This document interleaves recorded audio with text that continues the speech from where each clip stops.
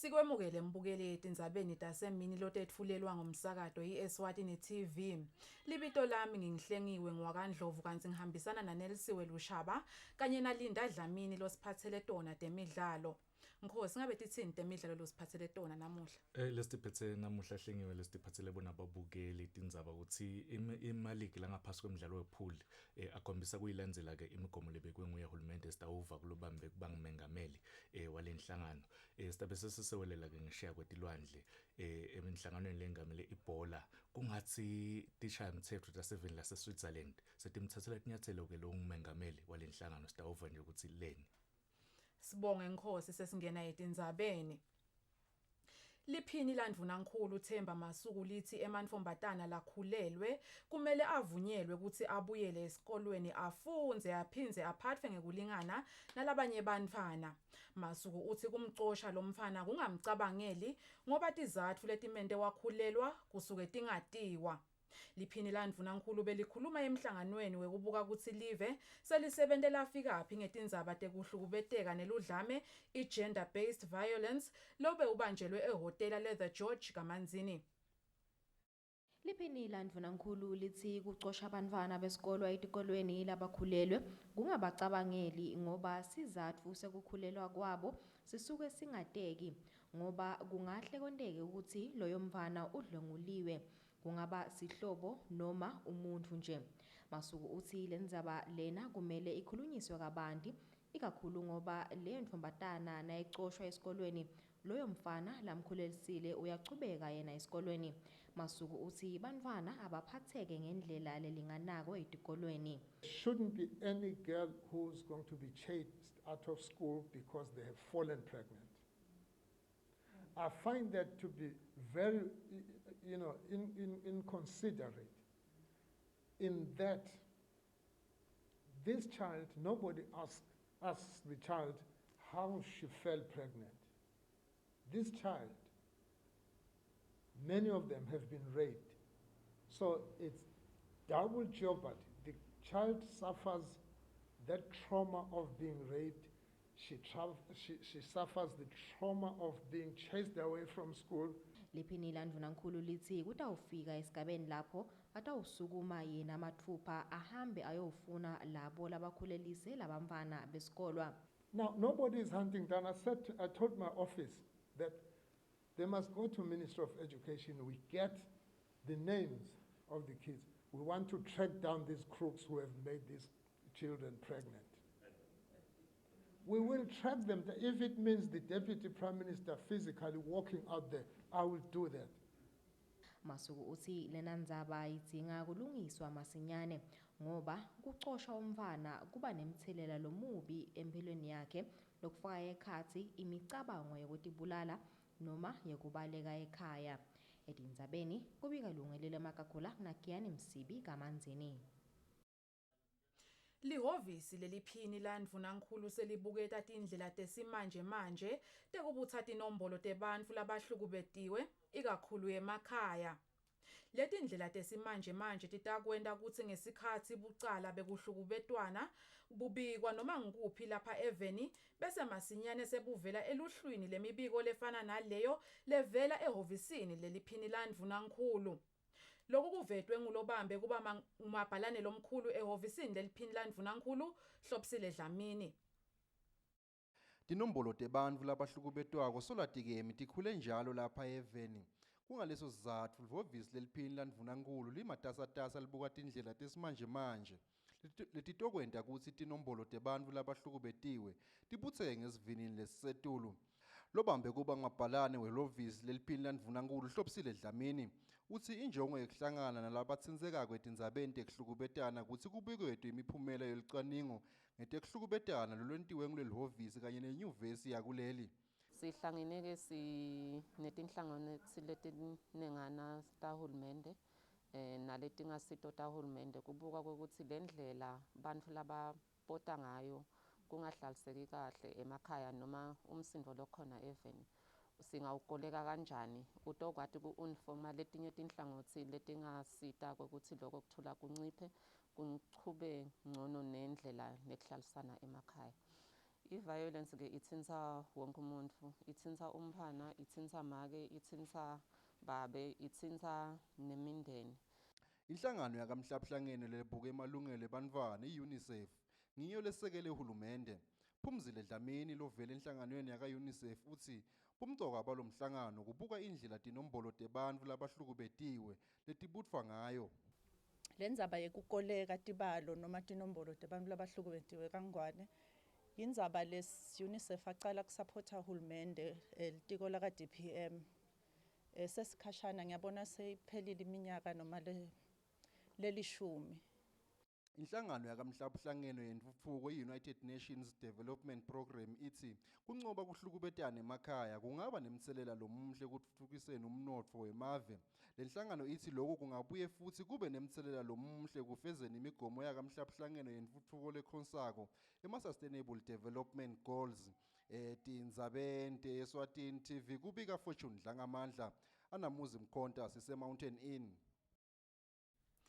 Kanti ke mbukeli elayinini sesinamabhalane lomkhulu etiko letasekhaya Nhlanhla Nxumalo lotasicathatela ukuthi ingabe kuchubekani yegedeni laseNgwenya kulandzelwa ukuthi leli gede livalwe nakutfolakala ukuthi kunesisebenti lesinemkhuhlane i-COVID-19 elihlangothini lwaseNingizimu Afrika. Nxumalo ingabe kuchubekani vele egedeni laseNgwenya? Siyabonga Ndlovu. Asisho Ndlovu ukuthi solo ligede livaliwe. Njengoba sike sabika ekuseni lokwenteka konyalo vele kufusa zibafuthile ngalapha nangale ngakhona ngale ngase-South Africa sekuphelile lokufutha lokusele njenyalo sebakusise bayakuyoma kahle bese bayathinisa le mithi ukuze abantu phela bangangcoli ngoba nabo bafutha ukuya ekungcole sekasulwa njenyalo kuyahlotshiswa nabasitshela ngisibutile 10 minutes ago basitshela ukuthi hawu ngeke liphele hour noma 2 hours kungavulwa setawuvulwa masinyane basithembise nga-12 itolo ke phala siyabona solokuyeka ngakho setawuvulwa ke masinyane. Uma lo siyathi ukuthi ligede laseNgwenya liphithitela kakhulu ingabe ama-alternatives langasebenziswa ngilabo labangenisa abaphindze bakhiphe impahla kungaba ngimaphi emagede lokukusalungiswa Nxumalo? Siyabonga msakade emagede nje lesinawo lavuliwe sineNingizimu Afrika ligede la kumahamba. Bese nje laba basenhlangano bangaphuma kubomahamba bangaphuma kalavumisa nabe lingathi ke lidudane nawu ungalangenhla nelive kaho shothi nawuvama usebenzisa ushukela nje songenyuka uyespeak uyophuma eMananga uphinde uyophuma nasemathamo khona kuvuliwe emathamo nasemananga lawo magede lavulekile msakade ukuthi emaswati angasebenzisa lawo magede ukuphuma ngena eSouth Africa kulesikhathi samanje. Sibonge Nxumalo ngabo simo sinjani kulamanye emagede vele kulesikhathi samanje? Onke lavuliwe msakade asebenza njengalokhu semthethweni phandle kwalawo la solo vela avalwa nakuphala lo mkhuhlane. Sibonge Nxumalo kuba nathi etindzabeni taseMini kanti ke mbukeli loyo bekungumabhalane lomkhulu etiko letasekhaya Nhlanhla Nxumalo lobeka sichazela ngesimo lesichubeka kwegedeni laseNgwenya. Sichubeke nato tindzaba. Indvuna yelitiko letekuvakasha nemvelo Moses Vilakati seyikhutsate bonke labaselihlangothini lwetekuvakasha eVeni kufaka emahotela kanye netindzawo tekukhangata ivakashi ukuthi bayitfobele imigomo leseyibekwe live lelawula kuhlandeka kwaletindzawo. Indvuna beyikhuluma emhlanganweni wekucecesha labatsintekako ehlangothini lwetekuvakasha ngale migomo lapho khona beyimelelwe nguJohn Hlophe lobambe kuba ngumabhalane lomkhulu kuleli tiko. Lo mgomo welive lowatiwa ngele Eswatini Tourism COVID-19 Health and Safety Guidelines ubekelwe ukuthi bonke labatsintekako eluhlangothini lwetekuvakasha nekukhangata ivakashi benyuse emazinga ekuhlandeka ngato tonke tindlela kuletindzawo kute kuphephe tivakashi emkhuhlaneni i-COVID-19. Namuhla belibandla lelibukete kuvakasha eVeni i-Eswatini Tourism Authority baceceshela abasebhizinisini yekukhangata ivakashi esigodzini sakahoho kabanti ngalomgomo lomusha lapho khona indvuna yelitiko letekuvakasha Moses Vilakati lebeyimelelwe ngilobambe kuba ngumabhalane lomkhulu kulelitiko John Hlophe ikhutsate labawungenele lo mhlangano ukuthi bente konke lokusemandleni kuphakamisa tekuhlandeka kute lihlangothi letekuvakasha libuyele esimeni lesikahle. We are also looking forward to the owners of these establishments that they will implement the guidelines to the dot. Hlophe uthi litiko letekuvakasha liyajabula ukuthi lo mgomo sewuvele ukhona ngoba ngalomgomo kubhekeke ukuthi tekuvakasha tiphakame kakhulu eveni netivakashi letibuya kuleswatini nakulamanye emave tikujabulele kuvakashela leswatini nababona lizinga leliphakeme lekuhlanzeka. Ngakulokunye umphathi sifundza sakaHhohho uMfanenkosi Thandzile uthi tetivakashi naletibuya ngaphandle kwelive kumele natifikile kuleswatini tinganceneki ukuthi tingahle tigule lokubita kutsi labakulolu hlangothi lwetekuvakasha batibophelele ekucinisekiseni tekuhlanzeka. Bikahlengwe Ndlovu nginaMuzi Mkhonda sisembabane.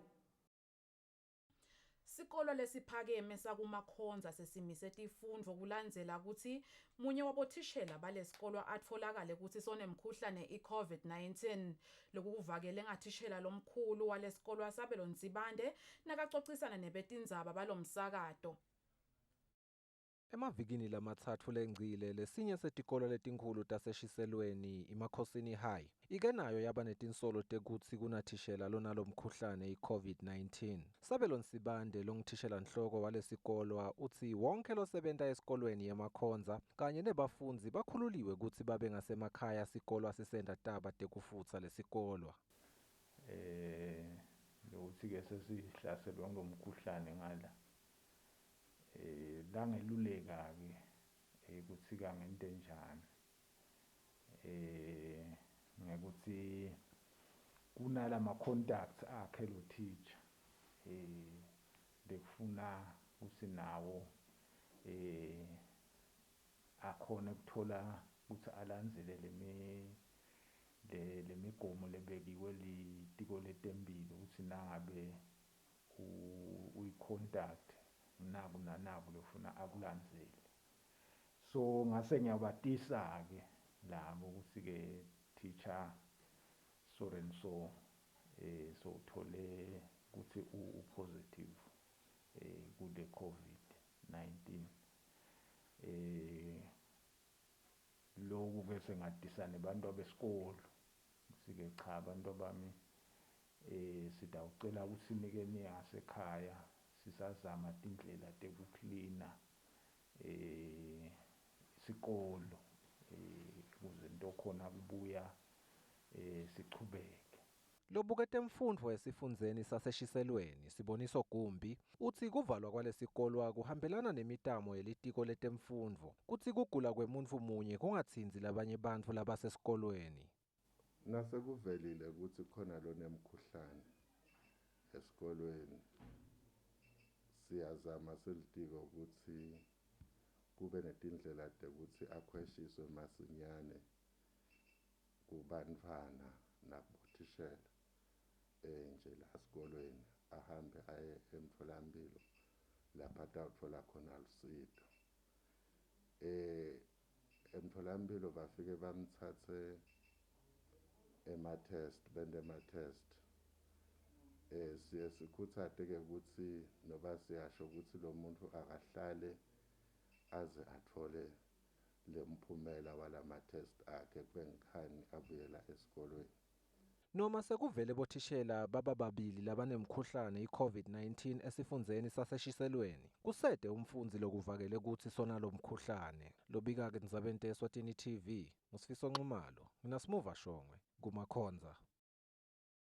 Lobambe kuba ngumcondzisi welibandla lelibuke tindzaba tekongiwa kwemvelo Gcina Dladla ukhutsata sive seMaswati ukuthi siwathathele etulu ematfuba yebhizinisi lakhona eluhlangothini lwekugucula tibi kutsi tibe imphahla lengasebenta i-recycling. Dladla uthi lolu hlangothi lwekugucula tibi kutsi tisebenziswe kabusha lumcoka nasekuvikeleni imvelo kutsi inganyukubeteki. Esikhatsini lapho khona live leSwatini lifuna emasu yekufukula umnotfo welive nebantfu labanyenti babukisisa ematfuba yekutiphilisa.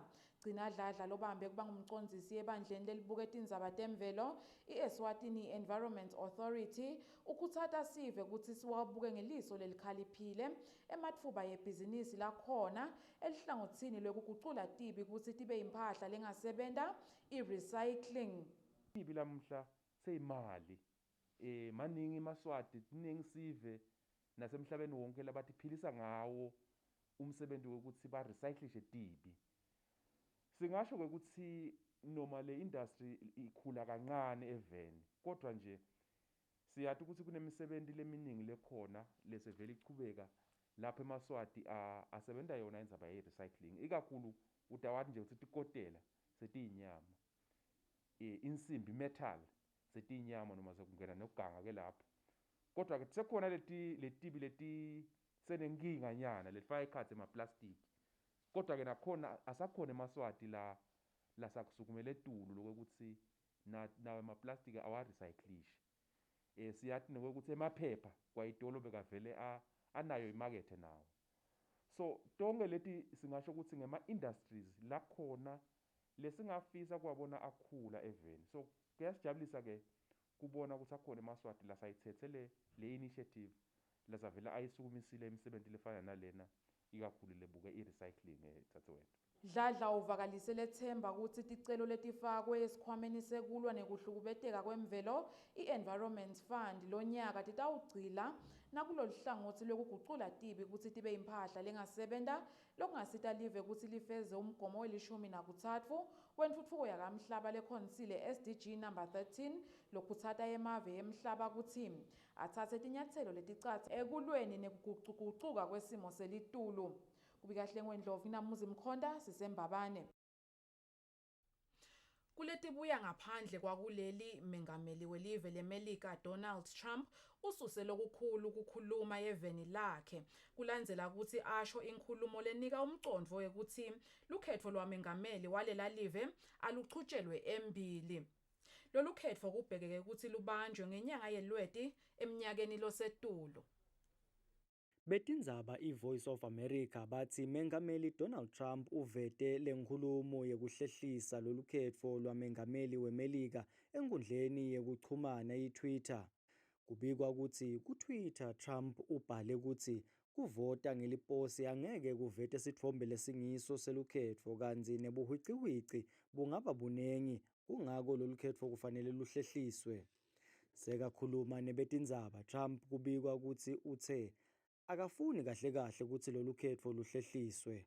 Uthi inkinga yakhe kumela imiphumela tinyanga letintsatfu bese kutholakala ukuthi emaphepha ekuvota akasatfolakali lugcine lolu khetfo selucithiwe.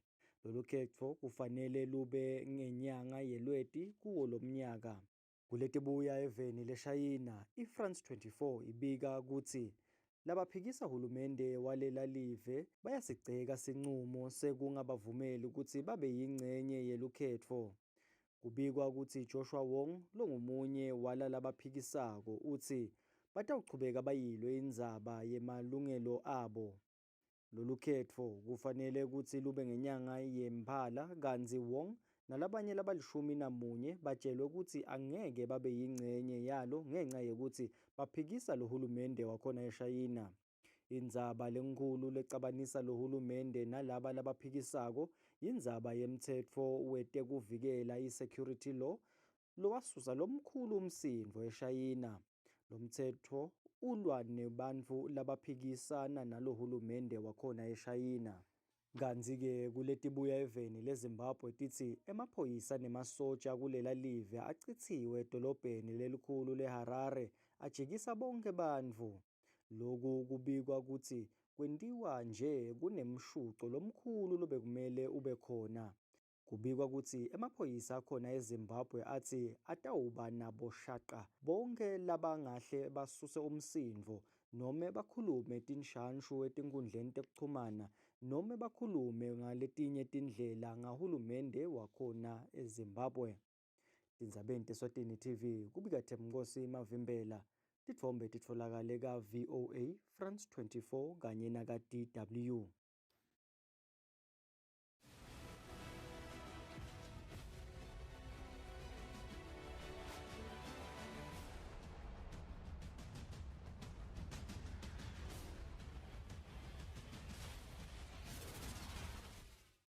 Angikubingelele ngone lomuhle tindzabeni takho tetemidlalo namhla emini ubingelelwa nguye ke Linda Dlamini.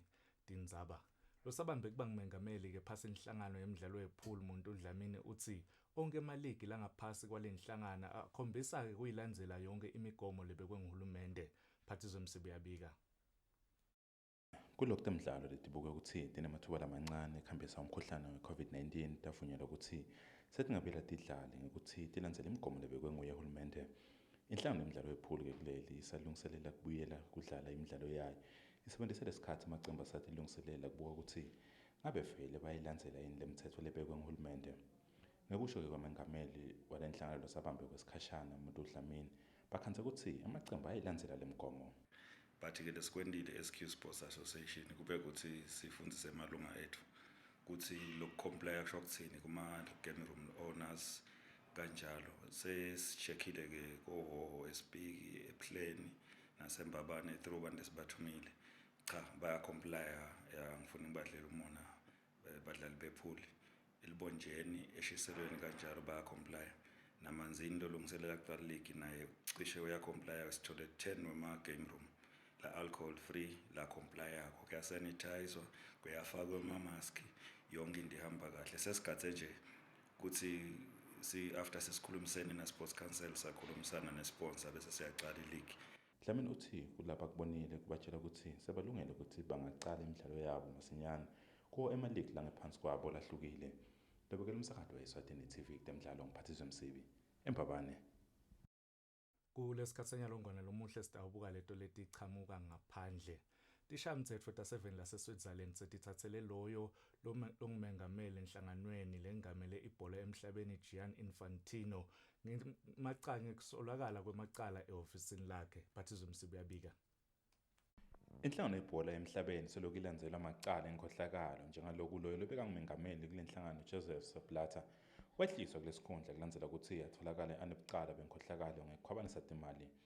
Namakameli-ke lowathatha ngemva kwakhe Blatter we-Infantino naye sophenyelwa bona bucala lapho asolakala ukuthi wadibana nebaphathi ehhovisini letingcweti yetemthetho kulela live lokunyalo ichubeka nekuphenya kwenkhohlakalo kulenhlangano. Kuthiwa-ke Infantino wadibana nalengcweti ngansensi lokuyintfo lengakavumeleki.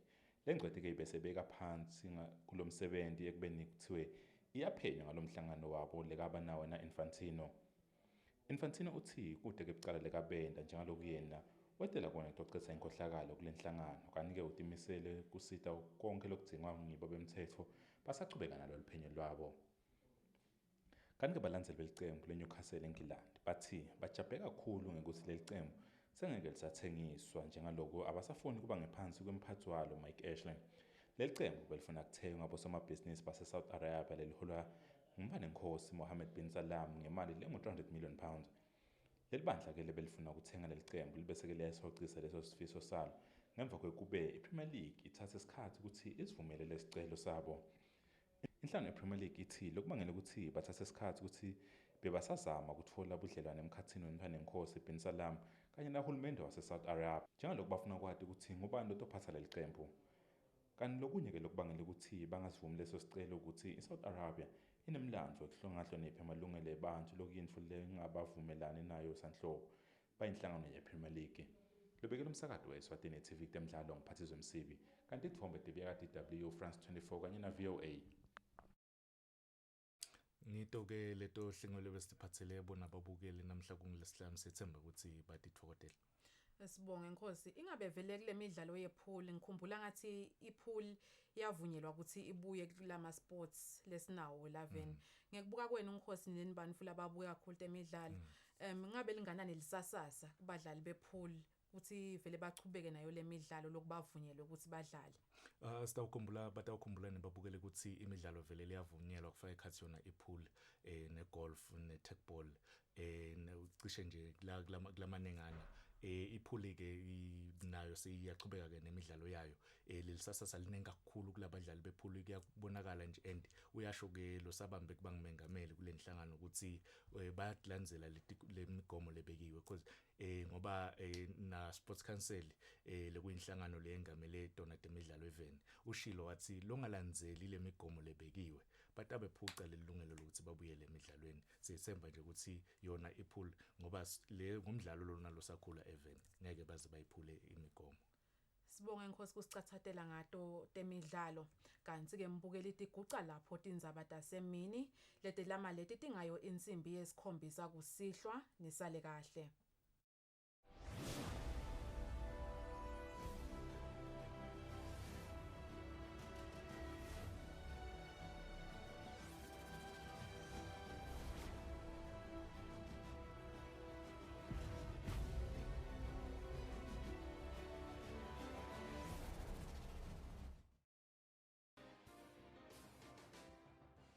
Better health, better life.